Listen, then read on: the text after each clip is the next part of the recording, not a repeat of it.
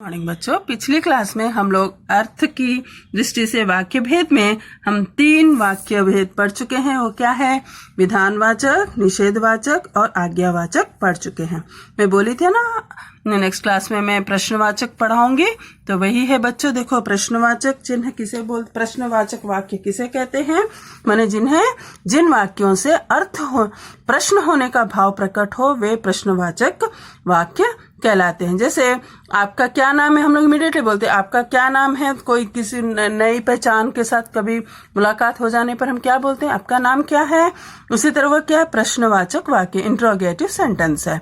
और दूसरा, तुम्हारा जन्म कब हुआ था। इस तरह माने क्या, कब, क्या, कहाँ। ऐसे राम के पिता का नाम क्या है। ये सब क्या माने बहुत सिंपल सेंटेंस तुम लोगों को समझ में आ ही गया होगा।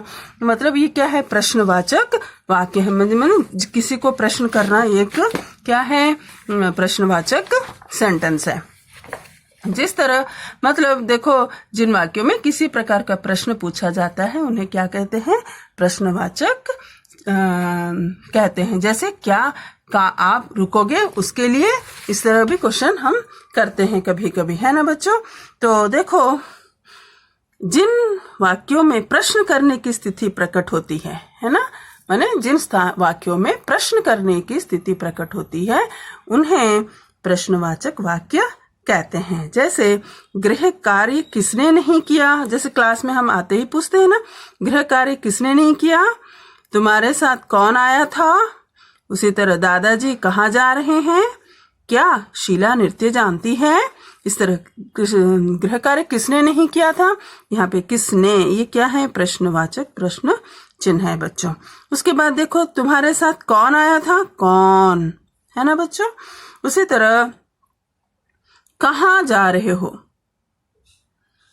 दादाजी कहाँ जा रहे हैं। क्या शीला नृत्य जानती है। क्या मतलब यहाँ देखो, किसने, कौन, क्या, कहाँ बोलते ही हमें यहाँ पे प्रश्न पूछा जा रहा है करके हमें पता चल जा रहा है। मतलब क्या है? जिन वाक्यों में प्रश्न किया जाए उन्हें प्रश्नवाचक वाक्य कहते हैं। इन वाक्यों में क्या, कौन, कब आदि शब्द क्या होते हैं? शब्द आते हैं। जैसे हम इन वाक्यों में क्या आते हैं? क्या, कौन, कब आदि शब्द आते हैं। जैसे क्या तुम पढ़ोगे। जैसे हम लोग पूछते हैं ना, क्या तुम पढ़ोगे। और कभी कभी पूछते हैं हम लोग, जैसे बहुत सारे क्वेश्चंस आते हैं, बच्चे तो और भी पूछते रहते हैं। क्या कल कौन आएगा। आप कब आओगे। इस तरह पूछते हैं। उसके बाद में आप क्यों नहीं जा रहे हो। इस तरह क्वेश्चन करना भी क्या है? कि प्रश्नवाचक चिन्ह है। मतलब चिन्ह नहीं, प्रश्नवाचक वाक्य है बच्चों। तो नेक्स्ट है इच्छावाचक। नेक्स्ट क्या है बच्चों? इच्छावाचक। इच्छावाचक शब्द क्या है बच्चों? देखो, किसी इच्छा को दर्शाने वाले वाक्य इच्छावाचक वाक्य होते हैं। जैसे देखो, हम लोग सबके मन में विश करना भी एक बहुत बड़ी बात है। दूसरों का अच्छाई करना भी एक बहुत बड़ी बात है। किसी को अच्छा हो, यह माने यह बात भी सोचा जाए, यह भी बहुत बड़ी बात है। जैसे जिन वाक्यों में क्या है? किसी इच्छा अथवा आशीर्वाद का बोध होता है, वे इच्छावाचक वाक्य कहलाते हैं। जैसे ईश्वर तुम्हारी लंबी आयु करे। जैसे कोई भी पैर छू ले बड़ों के, तो कैसे बोलते हुए? माने रिलेटिव सेंटेंस बोलते हैं। जैसे ईश्वर तुम्हारी लंबी आयु करे। दूसरा है तुम्हारा नववर्ष अच्छा गुजरे। हम लोग विश करते हैं ना, जैसे हैप्पी बर्थडे टू यू। इस तरह जैसे हम लोग किसी की अच्छी कामना करते हैं तो वह इच्छावाचक वाक्य कहलाता है। तो बच्चों, मेरी मनोकामना है कि तुम खूब तरक्की करो। ईश्वर करे सब ठीक हो जाए। काश मैं फौजी बन जाता। नई नौकरी के लिए शुभकामनाएं। ये सब क्या है? हम इच्छावाचक वाक्य कहलाते हैं। ठीक है बच्चों, इधर तक तो तुम लोग को समझ में आ गया होगा। मैंने जिन वाक्यों में इच्छा, कामना, शुभकामना, आशीर्वाद और सुझाव प्रकट हो उन्हें इच्छावाचक वाक्य कहते हैं। जैसे अब घूमने के लिए चला जाए। आपकी यात्रा मंगलमय हो। ईश्वर तुम्हें दीर्घायु करे। बोलते हैं ना, ईश्वर तुम्हारी लंबी आयु करे। उसी तरह भगवान करे सब सकुशल लौट है। ऐसे सब सेंटेंसेस क्या है बच्चों, इच्छावाचक वाक्य कहलाते हैं। तो रहा नेक्स्ट क्या है बच्चों, संदेहवाचक। क्या है नेक्स्ट है संदेहवाचक। देखो संदेह बोलते ही तुम लोगों को समझ में आ गया होगा क्या है संदेह, माने जिन वाक्यों में संदेह या शंका व्यक्त हो। संदेह बोलते ही हमें डाउट आना है ना, डाउट जैसे शायद प्रियंका आज लौट आए। जैसे जिन वाक्यों में किसी कार्य के होने में संदेह प्रकट किया जा गया हो उन्हें संदेहवाचक वाक्य कहते हैं। जैसे शायद प्रियंका आज लौट आए, माने शायद में भी माने डाउट है वो भी आएगी या नहीं पता नहीं, बस शायद आएगी करके हम लोग बोलते हैं ना, संदेह करते हैं। तो शायद प्रियंका आज लौट आए। हो सकता है 2 दिन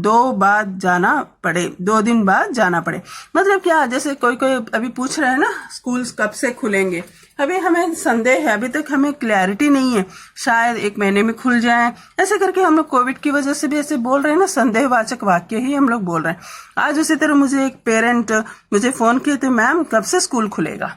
तो मैं बोले मैं भी अभी तक तो कुछ पता नहीं है, डीओ ऑफिस से कोई हमें ये नहीं आया है, शायद 1-2 महीने में खुल सकता है। जैसे मैंने संदेह में बोले, मतलब क्या, सेंटेंस इंडिकेटिंग डाउट, इसमें डाउट इंडिकेट करता है।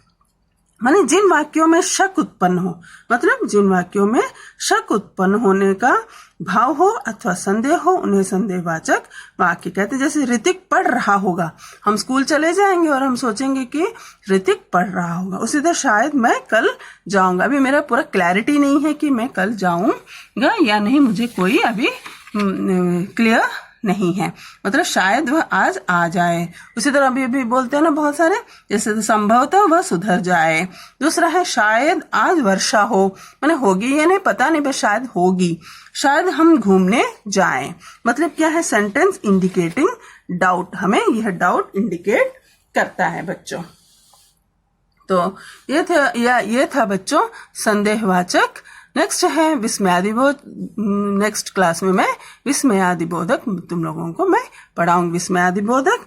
और अभी आज हम 6 वाक्य पढ़ चुके हैं। आज नेक्स्ट क्लास में हम विस्मयादिबोधक और संकेतवाचक पढ़ेंगे बच्चे। शायद मैंने, और इसमें भी देखो मैं यहाँ का सेंटेंस तुम लोगों को पढ़ के मैं अपने से बोल दी, मैंने जिस तरह मैंने जिन वाक्यों में किसी कार्य के होने में संदेह प्रकट किया गया हो उन्हें संदेहवाचक वाक्य कहते हैं। जैसे शायद प्रियंका आज लौट आए, हो सकता है 2 दिन बाद जाना पड़े, परीक्षा फल जल्दी आने की संभावना है, संभवतः टिकट खिड़की पर भीड़ हो। ये सब डाउटफुल, तो मैंने हमें सेंटेंस डाउट इंडिकेट करता है। तो बच्चों नेक्स्ट क्लास में हम विस्मयादिबोधक और संकेतवाचक के बारे में पढ़ेंगे। ओके, धन्यवाद।